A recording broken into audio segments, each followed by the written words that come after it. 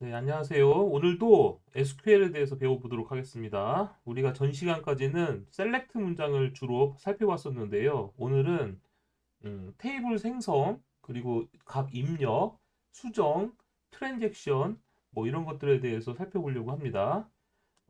DML, DDL, DCL, TCL이라는 용어가 있거든요. 음, 학교에서 시험 같은 거 보면 이 각각이 뭘 의미하느냐, 이런 이제 문제가 좀 많이 나와요. 일단 DML은 뭐라고 말하냐면 데이터 조작어라고 하는데 말 그대로 입력, 수정, 삭제, 조회를 하기 위한 SQL을 데이터 조작어라고 합니다. 우리가 이제 입력, 수정, 삭제, 조회인데 그 조회에 해당되는 셀렉트에 대해서 우리가 주로 살펴봤었고요. 테이블의 값을 입력할 땐 인서트라는 문장을 사용하고 테이블의 값을 수정할 땐 업데이트, 테이블 안에 있는 값을 삭제할 때는 딜리트라는 문장을 사용합니다. 자, 그럼 데이터 정의어라는 것도 있어요. DDL이라고 해서 데이터 디피니션 랭귀지라고 하는데 이 데이터를 저장할 수 있는 테이블을 만들거나 테이블의 구조를 바꾸거나 즉 알터라고 불리는 게 테이블 구조를 바꿀 때 쓰는 명령이거든요. 혹은 테이블을 삭제하거나 테이블 이름을 바꾸거나 칼럼 이름을 바꾸거나 트렁케이트라고 해서 테이블 안에 있는 내용을 모두 삭제하거나 하는 명령들을 데이터 정의어라고 합니다. 그 다음에 DCL이라고 해서 데이터 컨트롤 랭귀지라고 있는데요. 이 DCL은 DBA, 데이터베이스 관리자가 주로 쓰는 명령입니다. 이건 뭐냐면 권한과 권한을 뺏는 명령이 있는 거예요. 그래서 어떤 데이터베이스에 특정 데이터베이스 사용자만 접근할 수 있도록 설정을 하거나 이렇게 권한 부여를 할 때 쓰는 게 데이터 제어어입니다. 우리가 이제 도커라는 걸 이용해서 데이터베이스를 사용하고 있는데 MySQL 데이터베이스 사용하죠. 근데 이 도커 컴포즈라는 설정 파일 안에 보시면 뭐 데이터베이스 생성도 하고 그다음에 데이터베이스 접속할 수 있는 아이디와 암호 설정을 했었거든요. 그러면 그 아이디와 암호 설정하고 데이터베이스 설정한 것이 요 DCL에 의해서 요 데이터 컨트롤 랭귀지에 의해서 생성이 되는 거예요. 내부적으로 도커 내부적으로. 자, 트랜잭션 제어라고 해서 TCL이라고 있습니다. 이거는 트랜잭션을 어, 시작하고 종료하고 이런 거를 이제 종료할 때 쓰는 명령인데 저기서 핵심은 커밋과 롤백이라는 명령이에요. 이건 이따가 제가 설명을 또 따로 드리도록 할 겁니다. 그래서 DDL, 데이터 디피니션 랭귀지라고 해서 테이블을 생성하거나 테이블을 삭제하거나 이런 명령들을 이제 DDL이라고 합니다. 그래서 DDL 요약을 해보면 create table은 테이블 생성할 때 쓰는 명령, alter table은 테이블을 변경할 때 쓰는 명령, drop table은 테이블 삭제하는 명령. 자, 이 명령 잘못 drop table 있죠? 초보자들은 이렇게 삭제하거나 이런 것들을 진짜 조심해서 써야 됩니다. 초보자들이 회사에 가서 실수로 이런 명령 잘못 썼다가는 바로 퇴사당할 수도 있어요. 중요 데이터가 저장되어 있는 테이블을 날려버린다든지 이렇게 트렁케이트 같은 걸 써서 테이블에 있는 모든 데이터를 삭제한다든지 이런 걸 잘못하면 큰일 나니까 삭제 관련된 명령을 사용할 때는 여러분들께서 굉장히 조심해서 써야 됩니다. 예전에 제가 회사 어렸을 때죠. 어렸을 때 어떤 회사를 다니고 있었는데 제 밑에 직원인데 여자분이었는데 그 회원 정보를 실수로 몽땅 어떤 특정 칼럼에 있는 정보를 수정을 한 거예요. 어, 그래도 그러더니 울면서 왔더라고요. 그래가지고 어, 그 전날 데이터를 롤백했던 기억이 나네요. 자, 조심해야 됩니다. 초보자들은. 자, MySQL 데이터 타입이라는 게 있어요. 이 데이터 타입은 뭐냐면 우리가 이제 테이블에 보면 칼럼이 있었죠. 그럼 칼럼마다 이제 데이터 타입을 가질 수가 있어요. 예를 들면 이름은 문자열 데이터 타입, 나이는 정수형 타입, 뭐 셀러리 급여 같은 경우에는 실수 타입 이런 식으로 음, 데이터 타입이 있다라는 거죠. 그런 각종 데이터 타입이 있는데 이 MySQL은 굉장히 다양한 데이터 타입을 제공해 줍니다. 대표적인 게 뉴메릭의 숫자 관련된 데이터 타입이 있고요. 날짜 관련된 데이터 타입도 있고요. 문자열과 관련된 데이터 타입이 있습니다. 그리고 이제 공간 데이터 타입도 있어요. 이 공간 데이터 타입은 뭐냐면 의도 경도 값을 저장할 수 있는 거예요. 그러니까 하나의 컬럼에 의도 경도 값을 저장할 수가 있고 그와 관련된 연산을 할 수 있도록 해줍니다. 예를 들면 내가 살고 있는 지역의 근처의 친구들을 찾고 싶어요. 그러면 데이터베이스에 내 위치 정보가 저장돼야 되거든요. 그때 사용되는 데이터 타입이다 라고 생각하시면 됩니다. 제이손이라고 해서 하나의 컬럼에 제이손 데이터가 통째로 들어갈 수 있는 타입도 있습니다. 자, 이런 이제 설명이 요 mysql.com에 가보시면 데이터 타입스라고 해서 요 안에 설명이 다 들어있거든요. 설명이 굉장히 많아요. 길어요. 이걸 다 제가 설명할 수는 없다라는 거고요. 한번 관심 있으신 분들은 가서 한번 찾아서 읽어보세요. 자, create 테이블 명령인데 이건 뭐냐면 테이블을 생성하는 명령도 어, 사실 MySQL 우리가 이제 공식 문서가 가장 중요하다고 하거든요. MySQL에서 테이블을 생성하려면 사실 이 문서를 보는 게 가장 정확합니다. 뭐 여러분들 보면 티스토리라든가 뭐 이런 블로그 같은 데서 찾아보시는데 사실 제일 공부할 때 도움이 되는 거는 이런 공식 문서죠.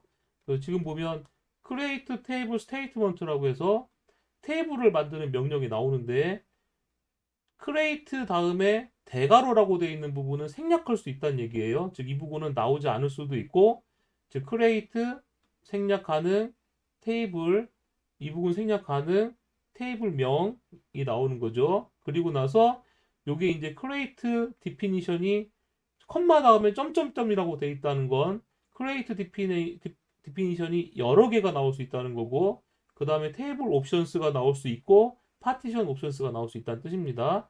즉 이 두 가지는 생략 가능하다는 뜻이겠죠. 자, 이런 형태로 이제 create 테이블 문장이 이런 식으로 나오게 되는데 create definition이라는 건 뭐냐? 여기가 밑에 정의가 되어 있죠. create definition은 칼럼 이름이 나오고 칼럼에 대한 정의가 나오게 됩니다. 그리고 나서 또는이라고 나와 있죠. 인덱스 키, 뭐 인덱스 네임, 뭐 이런 것들이 생략될 수 있다는 뜻이고요.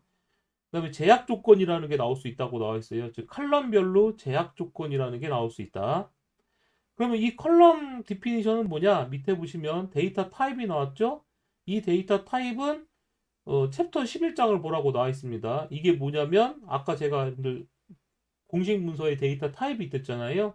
즉 칼럼 명 다음엔 데이터 타입들이 올 수 있다.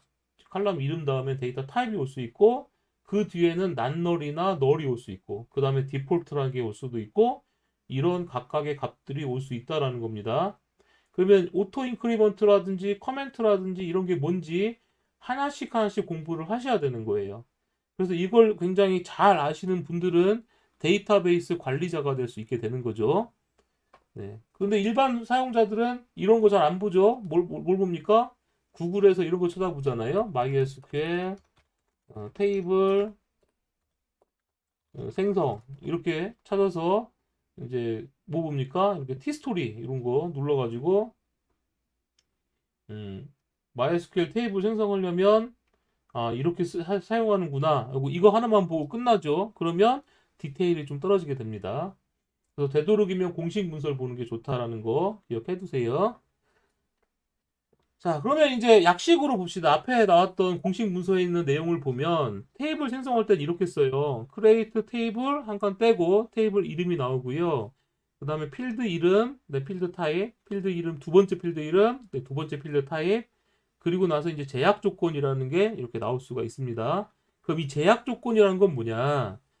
우리가 이제 그 사원 테이블을 조회했었는데 사원 테이블에 보면 이름도 있었고 뭐 셀러리 값도 있었고 이런 게 있었잖아요. 그런데 그 사원 번호도 있었고요. 그럼 사원 번호는 프라이머리 키라고 했었어요. 그러면 제약 조건에 사원 번호는 제약 조건입니다라고 기술을 해줘야 되는 거예요.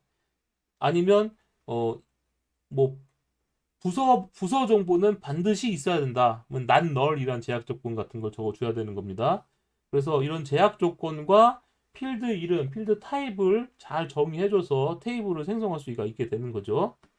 초보자들은 이렇게 써놓으면 아까 그 공식 문서는 더더욱 어렵고 이렇게 쓴 것도 어렵죠. 자, 어려운 게 당연한 거다라는 거 여러분들 알아두시고요. 근데 어려운 건 당연하지만 여러분들이 나중에 실력이 좋아지는 분들은 꾸준하게 공부하시는 분들이에요. 하루에 10분이라도 혹은 하루에 1시간이라도 꾸준히 계속해서 공부하시는 분들은 나중에 실력이 좋아집니다. 그러니까 꾸준하게 해주세요. 그럼 제약 조건은 어떤 게 있느냐? 제약 조건이란 데이터의 무결성을 지키기 위해서. 자, 이 무결성이라는 게 뭐냐? 여러분들 데이터베이스를 사용하실 때 굉장히 중요한 단어예요. 이 무결성이라는 건. 이 무결성이라는 건 뭐냐면 말 그대로 결점이 없다라는 뜻입니다. 결점이 없다라는 건 뭐냐?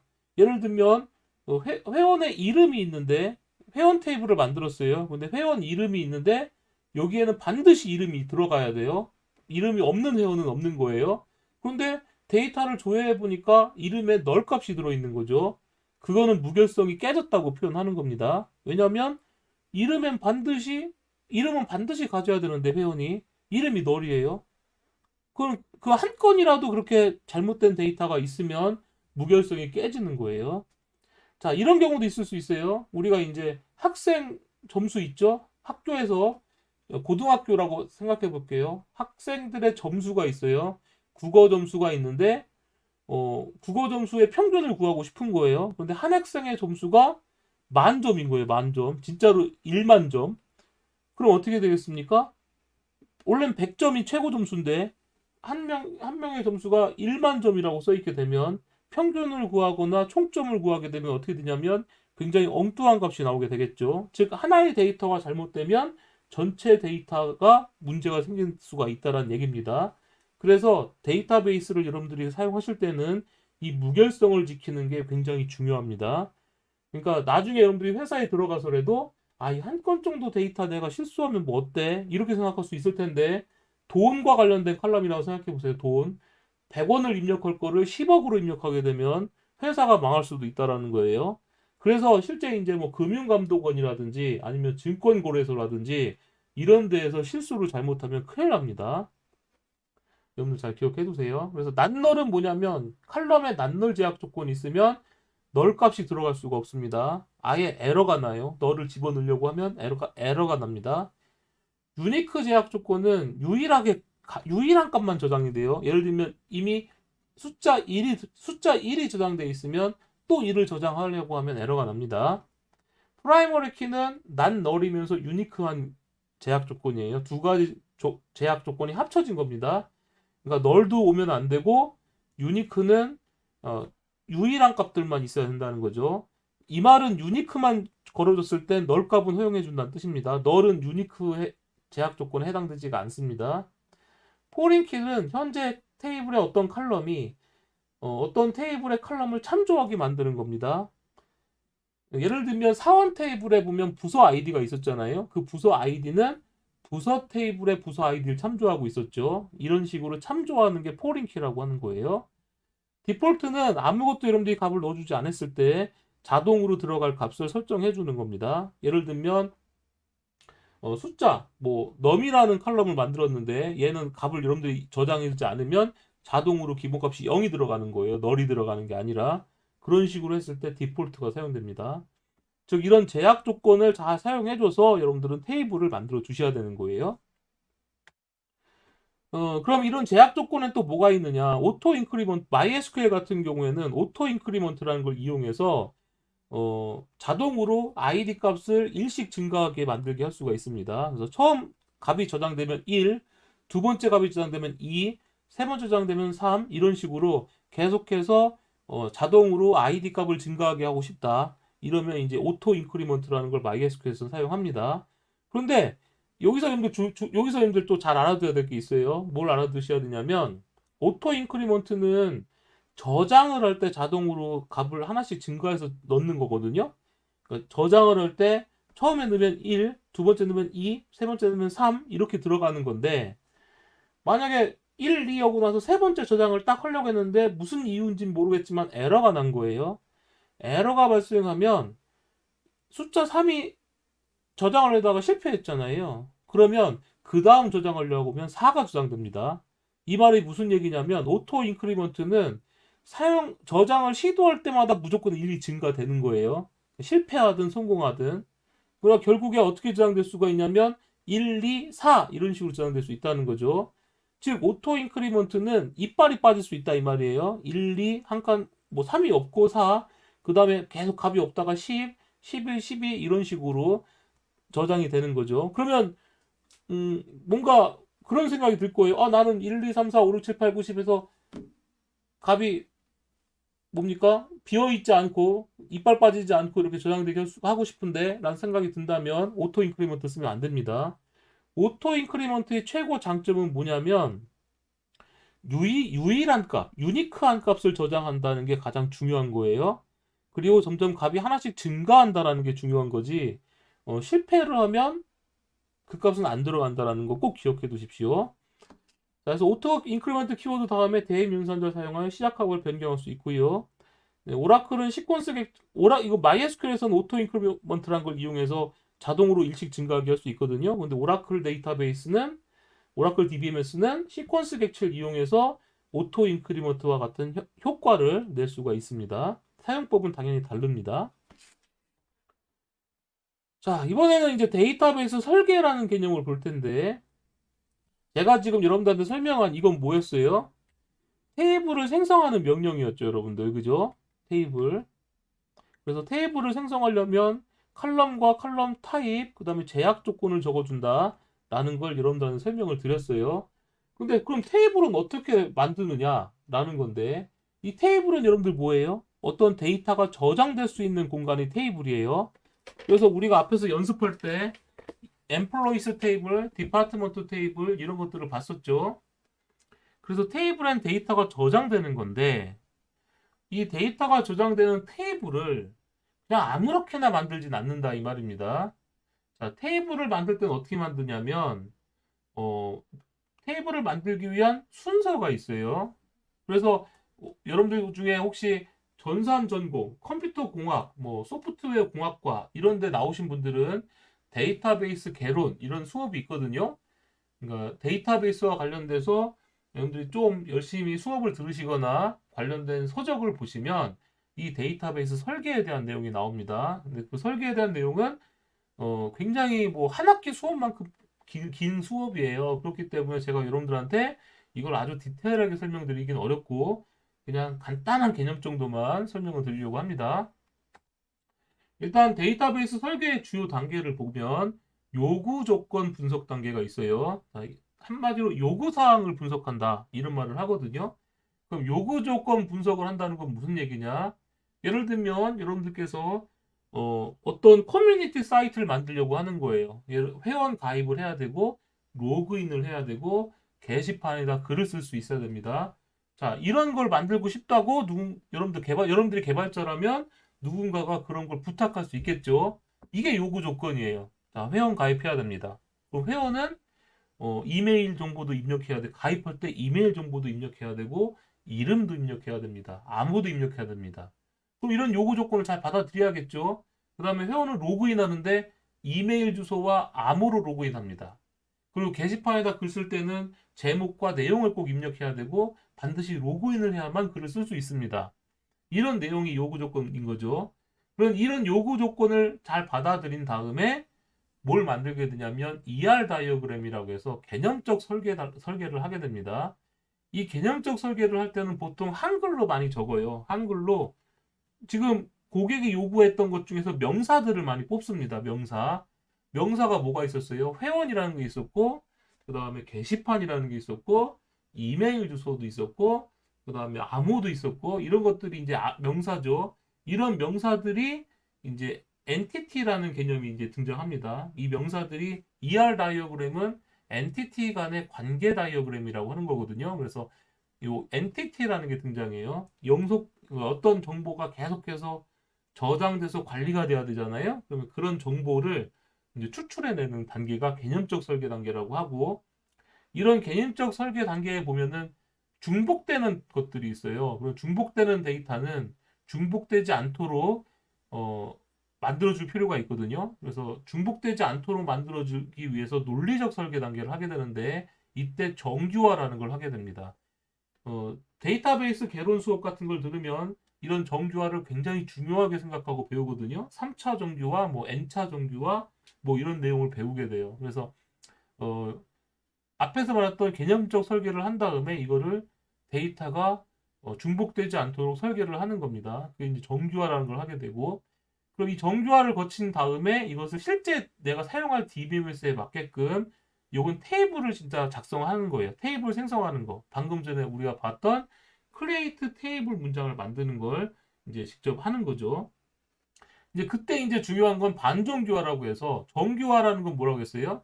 데이터가 유일하게 저장될 수 있도록 해주는 게 정규화인데, 반정규화는 성능을 생각해서 데이터가 중복될 수도 있게끔 만들어주는 거예요.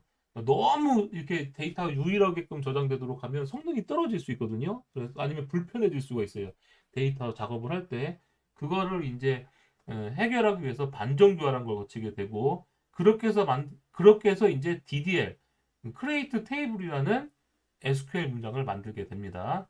즉, 이런 과정을 거쳐서 만든다. 그런데 실제 학교에서 이거는 이제 제가 이렇게 적은 1, 2, 3, 4, 5까지 적은 거는 보통 대학교에서 데이터베이스 개론 같은 걸 배울 때 나오는 과정이고요.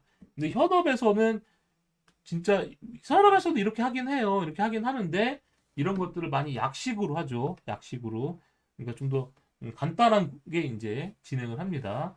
왜냐하면 현업에서 DBMS에 있는 데이터베이스를 설계하는 사람들은 경력이 굉장히 많은 사람들이에요.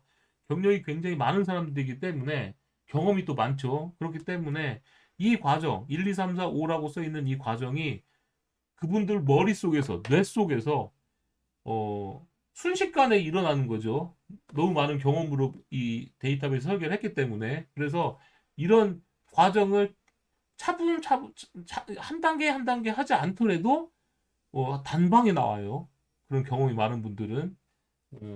혹은 근데 그런 분들도 업무가 잘 모르는 거예요. 이 업무 내가 잘 모르겠어 하면 고객한테 인터뷰도 하고, 인터뷰 받은 걸 개념적 설계도 하고, 논리적 설계도 하고, 물리적 설계도 하고 이렇게 되죠. 뭡니까? 도메인을 잘 모를 땐. 근데 이제 여러분도 한번 생각해 보세요. 예를 들면 뭐 카카오뱅크 이런 데 있잖아요. 카카오뱅크 새로 만들어진 은행이죠.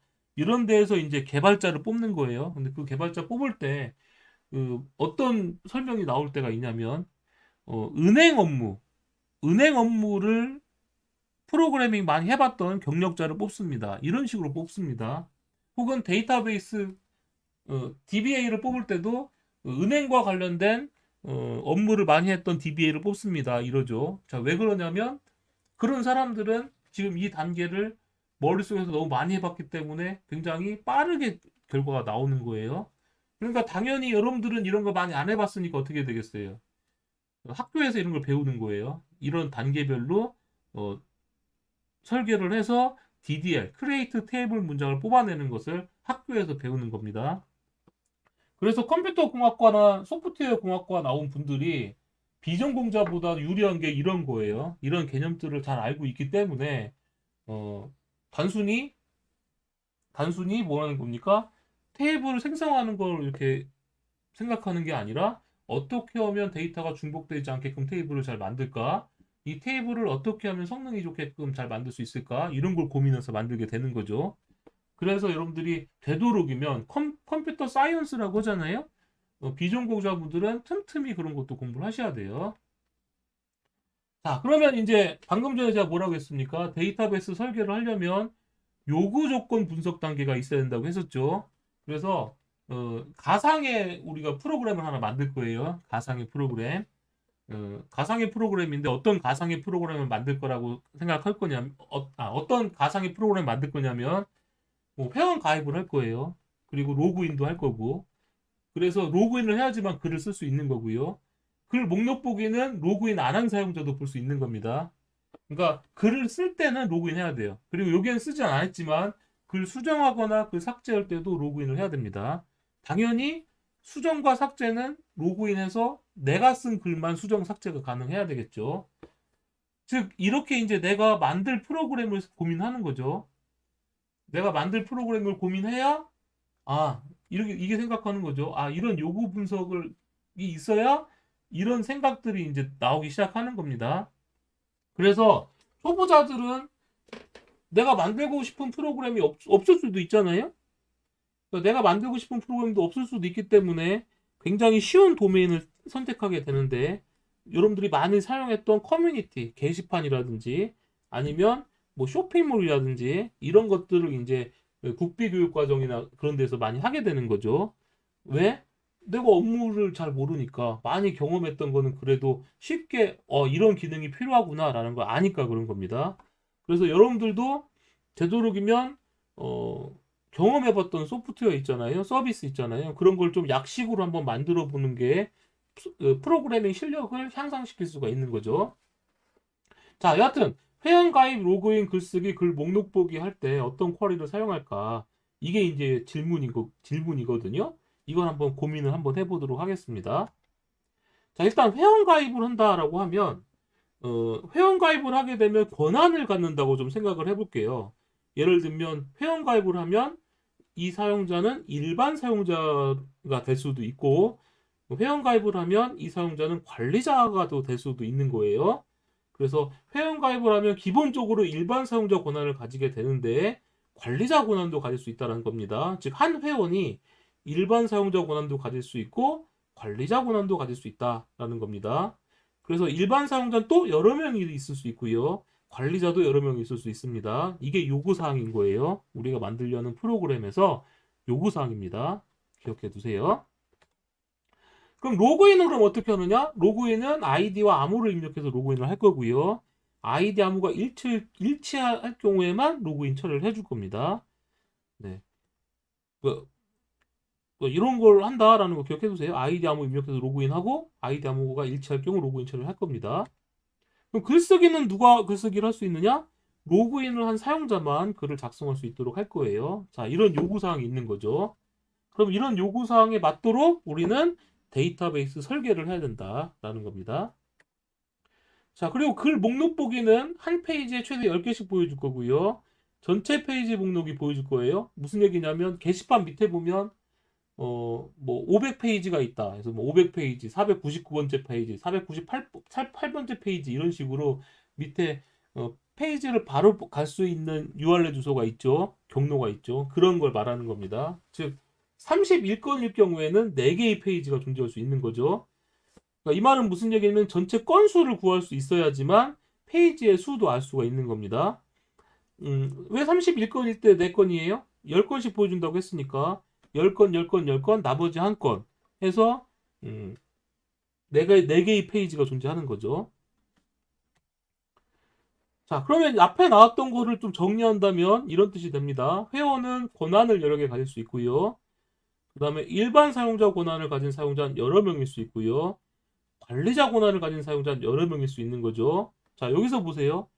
회원은 권한을 여러 개 가질 수 있죠. 그 다음에 이 권한도 여러 사용자가 가질 수가 있는 거죠. 자, 이런 관계를 우린 뭐라고 말하냐면 회원과 권한의 관계는 다대다 관계라고 합니다. 자, 회원은 권한을 여러 개 가질 수 있고 일반 사용자 권한을 가진 사용자도 여러 명이잖아요. 즉, 이 권한이 사용자 여러 명 가질 수 있고 이 회원을 여러 명 가질 수 있는 거죠. 회원도 권한을 여러 개 가질 수 있는 거예요. 그래서 권한과 회원은 다대다. 서로가 여러 개를 가질 수 있는 관계라고 해서 다대다 관계라고 합니다. 사용자는 여러 개의 게시글을 작성할 수 있죠. 한 사용자가 글을 여러 개 쓸 수 있고 게시글은 누가 작성했는지를 알고 있어야 되는 겁니다. 즉 이러한 우리가 이제 관계를 파악할 수가 있다라는 거죠. 자, 이렇게 관계를 표현한 걸 실제로 이제 테이블에 한번 저장을 한다면 이렇게 생각할 수 있을 거예요. 회원 정보가 있는데 제가 이제 몇 건이 있습니까? 김성박이란 이름의 회원이 2건이 저장돼 있는데 하나는 권한이 일반이라는 권한을 갖고 있고 하나는 관리자 권한을 갖고 있어요.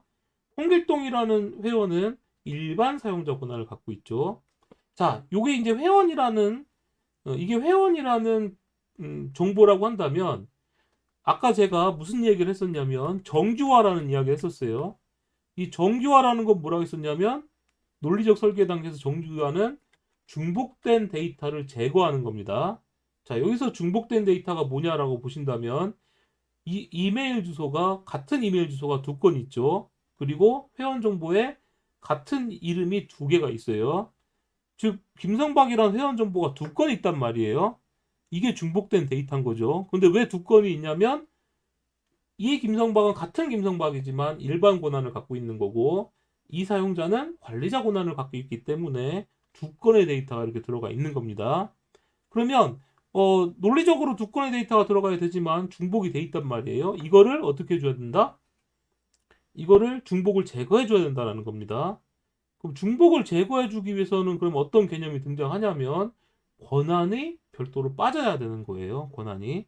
자, 기억해 두세요. 중복을 제거하기 위해서는 이 권한이 지금 일반 나머진 다 같은데 권한만 다른 값을 갖고 있잖아요. 그러면 이 부분이 별도의 테이블로 빠질 수가 있다라는 거 기억해 두시기 바랍니다. 그래서 홍길동 이 돼 있죠. 근데 여기 보시면 일반도 마찬가지예요. 일반이라고 붙어 있는 게 몇 명 있어요? 일반이라고 붙어 있는 게 김성박, 홍길동 두 명이 있죠. 그죠? 그러면 그래서 아까 제가 뭐라 했었냐면 회원과 권한은 다대다 관계라고 이야기했었습니다.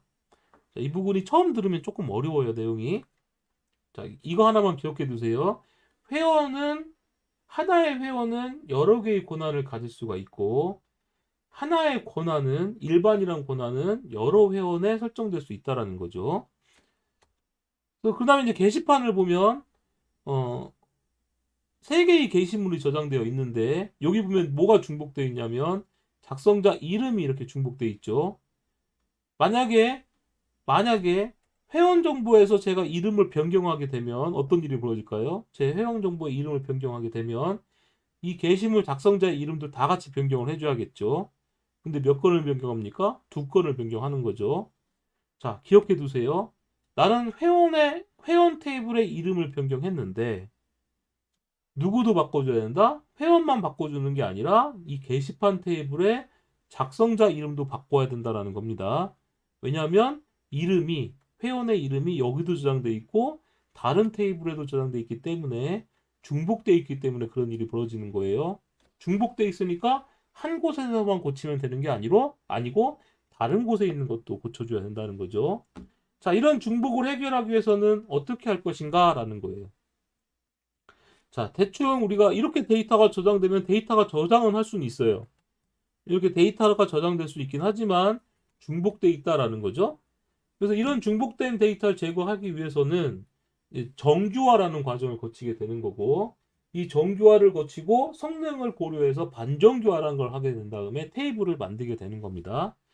그렇게 해서 만들어진 테이블이 이런 형태로 만들어지는 거예요. 자, 여기 봅시다. 회원 정보는 유저라는 테이블을 만들었는데요.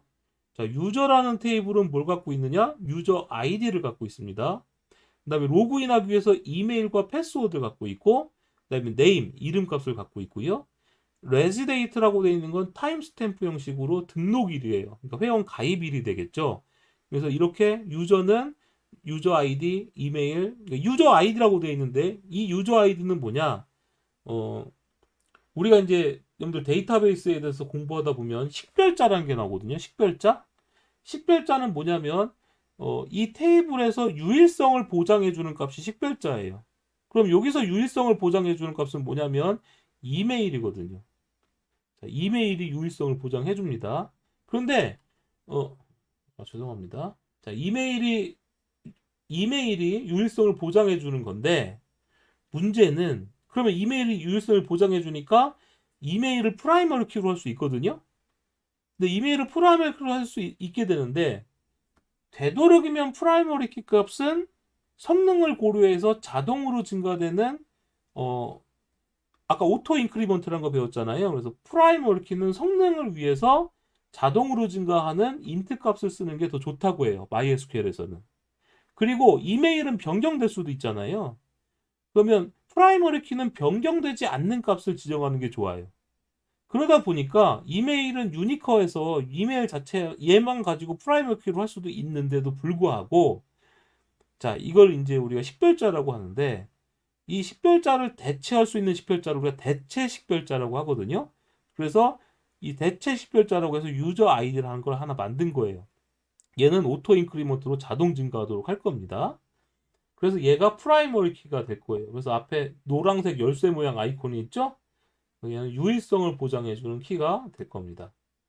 자, 그 다음에 이제 권한 정보를 보니까 권한 정보는 이름을 갖고 있는데 이 이름에 무슨 권한이 있을 거냐면 일반 사용자 권한과 관리자 권한에서 두 가지 정보를 얘가 가질 수 있도록 할 거예요. 그러니까 이 롤이란 테이블에는 두 건의 정보를 저장할 겁니다. 어떤 정보를 저장할 거냐면 어, 일반 회원에 대한 권한 정보가 이름에 들어갈 거고요. 그 다음에 또 한 건은 관리자 권한에 대한 정보가 들어갈 거예요. 그런데 롤 아이디가 들어갔죠. 얘도 왜 이렇게 들어갔냐면 테이블은 프라이머리 키를 가져야 되는데 얘도 이제 대체 키로 이제 자동으로 증가할 수 있도록 롤 아이디를 준 겁니다. 그러면 자 롤이 있고 유저가 있죠. 이 유저는 회원 정보, 롤은 권한 정보라고 했는데 아까 회원이 권한을 여러 개 가질 수 있다고 했었고요. 권한은 회원을 여러 개 가질 수 있다 했었잖아요. 그래서 다대다 관계죠.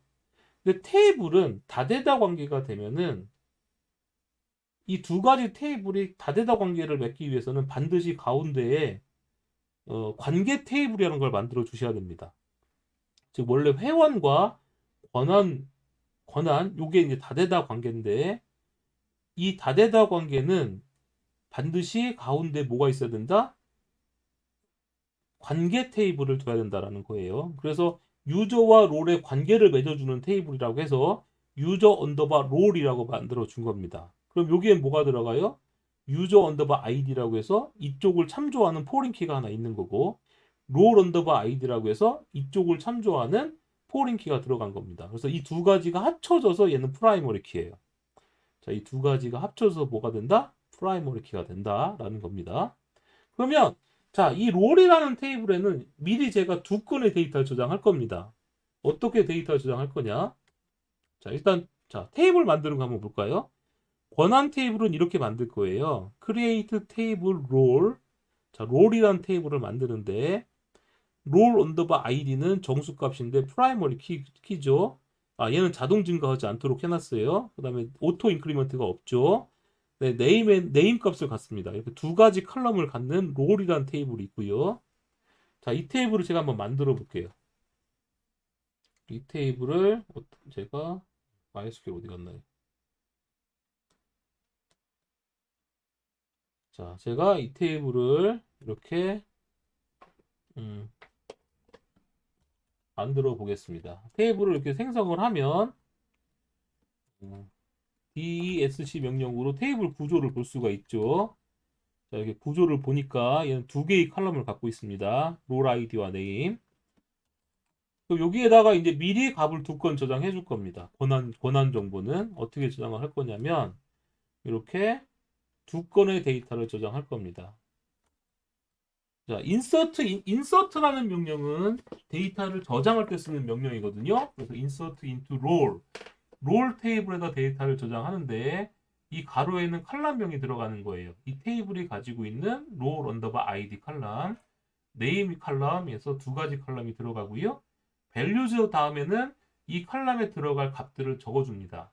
숫자일 경우에는 작은 따옴표로 안 묶어주고요. 문자일 경우에는 이렇게 작은 따옴표로 묶어주게 돼 있어요. 그래서 저는 롤 아이디가 1번으로 해서 롤 언더바 유저, 그다음에 롤 아이디가 2번이라고 해서 롤 언더바 어드민이라는 값을 저장하도록 할 겁니다. 실제로 이렇게 저장을 하면 한 건 데이터가 저장되고 그다음 또 실행하면 두 건의 데이터가 저장이 됩니다.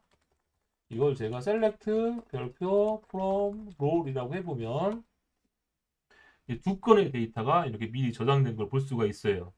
그 권한 정보는 미리 저장을 해둘 거예요. 자, 이렇게 미리 저장을 했는데 지금 우리가 만든 테이블을 가지고 나중에 실제로 웹 프로그램도 만들 거예요. 이 테이블을 이용해서 회원 가입, 로그인, 글쓰기 하는 웹 프로그램도 만들 거거든요. 그때도 이렇게 이 두 가지 데이터는 미리 저장을 할 겁니다. 그러니까 회원 가입 되기 전에 이 두 가지 값은 저장되어 있어야 된다라는 거 꼭 기억해 두세요. 자, 그다음 그러면 이제 이거는 이 롤 테이블은 이미 권한 정보는 우리가 갖고 있는 거예요. 그러니까 회원이 아무도 가입이 안 돼 있어도 일반 사용자와 관리자 권한은 있는 거예요. 근데 그 권한을 가지고 있는 회원이 아직 가입이 안 된 상태인 거죠. 자, 그래서 이제 유저와 롤은 다대다 관계이기 때문에 유저 롤 테이블이 필요하다고 했었죠? 그래서 이 두 가지 테이블 한번 만들어 보도록 하겠습니다. 일단 회원 테이블은 이렇게 만들어요. 자, 위에는 드랍 테이블은 뭐냐면 이 if exists라고 해서 유저라고 되어 있죠. 유저 테이블이 존재한다면 삭제하라는 거예요. 이렇게 명령을 내리면 유저 테이블이 만들어지는데 나중에 내가 다시 한번 만들고 싶다고 하면 이렇게 명령을 내려서 삭제한 다음에 만들어 주시면 됩니다. 자, 그럼 이 명령은 뭐냐? 제가 복사해서 여기다 붙여넣기 할게요. 자, 이 명령은 뭐냐면 유저란 테이블을 만들어 주라는 얘기인데 유저 언더바 아이디는 정수값을 갖는데 얘가 프라이머리 키라는 겁니다. 프라이머리 키는 난 널과 유니크 제약 조건 두 가지가 합쳐진 거라고 했었고요. 유일하게 값이 저장돼야 되고 오토 인크리먼트는 뭐라고 했어요? 이 유저 아이디를 자동으로 증가시켜 주는 겁니다. 1, 2, 3, 4, 5, 6, 7, 8, 9, 10 자동으로 증가해 주는 거고 이메일은 이메일 주소 난 널이라고 돼 있다. 난 널 제약 조건이 걸려 있는데 이건 무슨 뜻이냐면 이메일 값을 반드시 넣어줘야 한다는 뜻이고요. 네임도 난 널, 패스워드도 난 널이죠.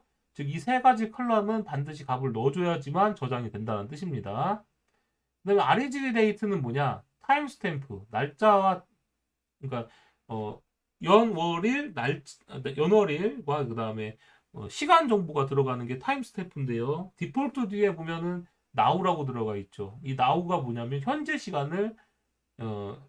시간을 구하는 함수입니다. 그래서 우리 이런 거 구했었잖아요.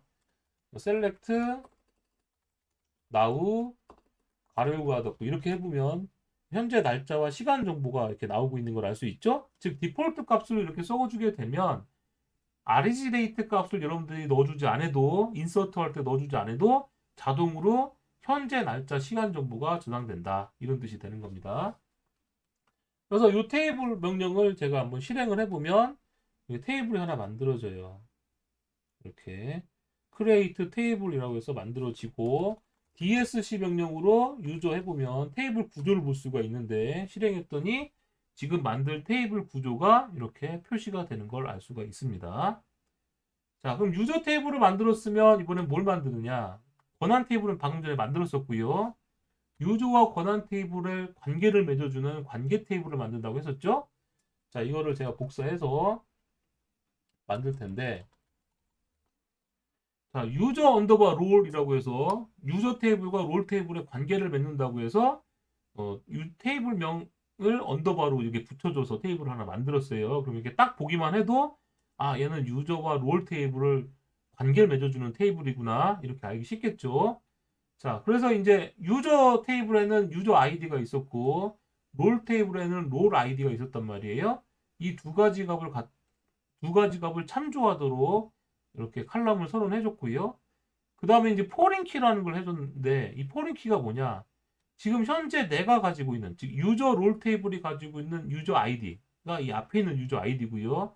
얘는 유저 테이블의 유저 아이디를 참조한다는 뜻입니다. 이 말은 무슨 얘기냐면 이 유저 테이블에 아이디가 있잖아요. 그 아이디가 100번이 있다면 나도 100번을 참조할 수 있는 거예요. 그런데 유저 아이디가 어, 아, 근데 유저 아이디 이 유저 테이블에 유저 아이디 중에 500번 아이디가 없어요. 500번이라는 아이디가 없을 때는 포린 키를 얘가 500번으로 참조하게 할 수는 없어요. 왜냐면 유저 테이블에 500번이 없는데 500번으로 참조하라 이렇게 되면 값이 저장되지 못하고 에러가 발생합니다. 즉 유저 아이디는 이 유저 롤 테이블의 유저 아이디는 유저 테이블의 유저 아이디를 참조하는 거고요. 롤 언더바 아이디는 롤 유저의 롤 테이블의 롤 아이디를 참조하도록 하는 겁니다. 그런데 이 두 가지 값을 이용해서 어떻게 해주느냐? 프라이머리 키 컴마 해주고 나서 제약 조건을 이렇게 붙여줬죠. 아까 보니까 칼럼이 하나일 때는 이 칼럼 뒤에 타입 적어주고 프라이머리 키 적어주면 이 칼럼 자체가 프라이머리 키가 됐어요. 그런데 얘는 복합 키라고 해서 두 가지 칼럼을 합쳐서 하나의 프라이머리 키로 만드는 겁니다. 자, 두 가지 칼럼을 합쳐서 프라이머리 키로 만드는 방법이에요. 자, 이렇게 해서 그러면 양방향을 참조하게 되는 거죠. 유저 롤 테이블은. 그럼 이건 무슨 얘기냐면 이런 뜻이에요. 유저가 있는데 이 유저가 1번 아이디를 갖고 있고, 아이고, 1번 아이디를 갖고 있고 2번 아이디를 갖고 있는 거예요. 근데 이 롤이라는 테이블이 있죠. 자, 롤이라는 테이블은 아까 우리가 1번에는 누굴 넣었습니까? 1번에는 1번에는 롤 언더바 유저라는 정보를 집어넣었었고 2번에는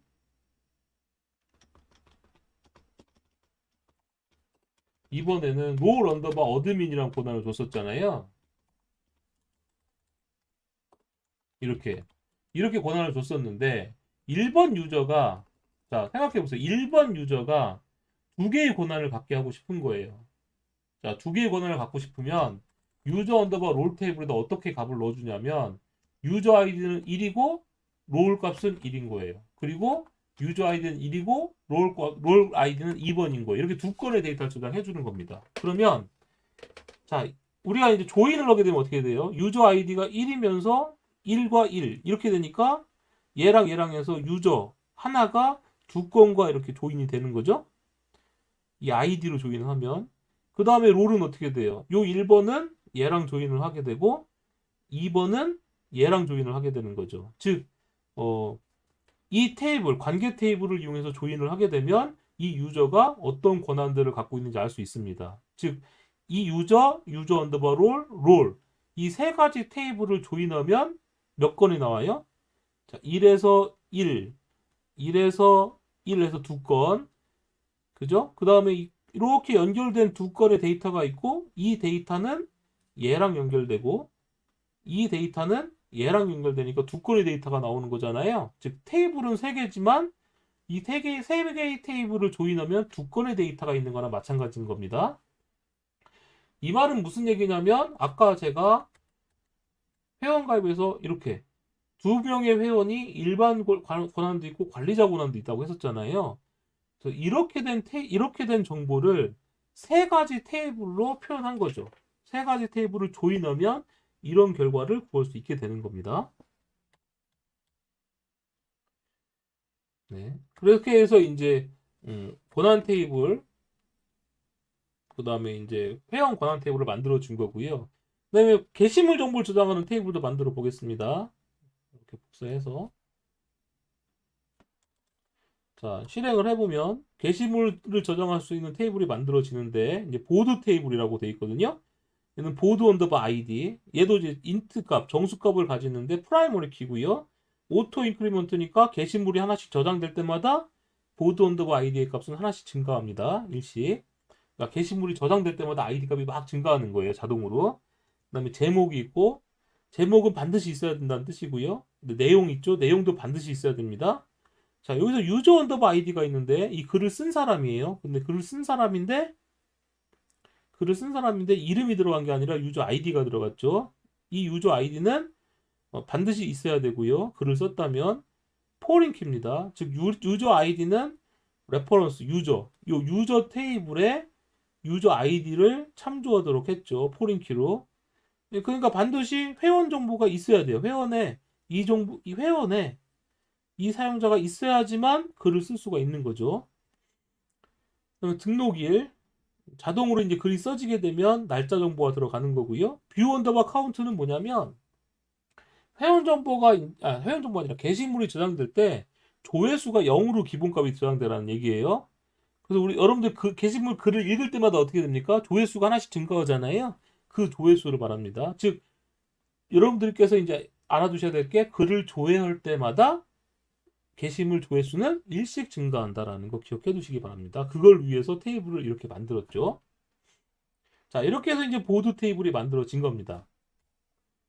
자, 여기까지 우리가 이제 테이블을 그 회원 가입하고 로그인하고 게시판 글쓰기 위한 테이블을 이렇게 해서 한번 만들어 봤고요. 아마 초보자분들은 여기까지 들으면 머리가 좀 멍멍해지고 어질어질할 거예요. 그래서 오늘은 여기까지 하도록 할 거고요. 여러분들도 직접 MySQL 워크벤치에서 테이블을 직접 한번 생성해 보세요. 그리고 어떻게 데이터가 저장될 것인지 한번 생각해 보시고 직접 인서트문을 이용해서 샘플 데이터도 한번 저장해 보셔도 됩니다. 다음 시간에는 저희가 뭘 배울 거냐면 트랜잭션에 대해서 배울 거고요. 그 다음에 실제 샘플 데이터를 저장한 다음에 요 사용자 요구사항이 있었죠. 회원 가입할 때는 어떤 SQL이 실행될 건지, 그 다음에 로그인할 때는 어떤 SQL이 실행될 건지, 게시판을 저장할 때는 어떤 SQL이 실행될 건지, 이런 내용에 대해서 다음 시간에 또 배워보도록 하겠습니다. 네, 오늘 수고하셨습니다.